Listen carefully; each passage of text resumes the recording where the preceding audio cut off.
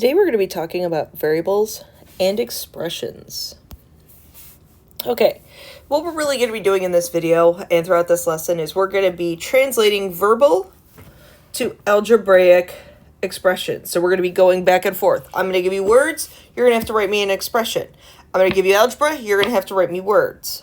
Okay, so what you need to keep in mind is you need to, well, first of all, make sure you write these down, but addition, verbal phrases that you want to look for are more than, sum, plus, increased by, added to. Subtraction, less than, subtracted from, difference, decreased by, minus. Multiplication is going to be product, multiplied by, times, and of. And division is going to be quotient of or divided by. Okay, so for A, write a verbal expression for each algebraic expression. So A. So you have to think about what operation is happening there. The operation that's happening is multiplying. So I go very basic. 8 times the square, because that's getting me my power of x. For B. Okay, so we have the subtraction. Okay. Y to the 5th power minus the product of 16 and y. Now what I did there is I chose instead of using times like I did up here, I used product to talk about a multiplication. Okay, so it's kind of like a choose your own adventure. Just make sure that your words make sense. Write an algebraic expression for the following. So 5 less than a number C.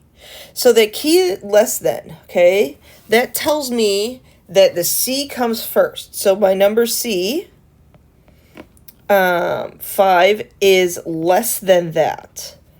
Okay, so that less than is telling me that the 5 is coming second and that the C is first.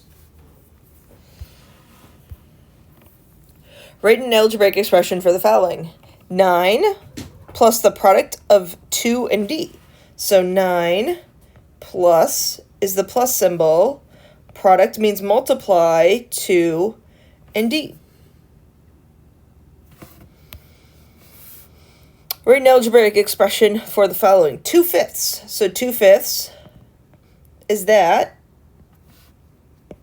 fraction of means multiply. And then the area A, well, area A, that's just telling me my variable. Okay. Example 5. Mr. Nibru, I'm probably pronouncing that wrong, bought 2 adult tickets and 3 student tickets for the planetarium show. Write an algebraic expression that represents the cost of the tickets.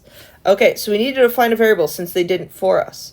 So A is going to stand for our adult tickets, and S is going to stand for our student tickets. He bought 2 adult tickets, so that's 2A,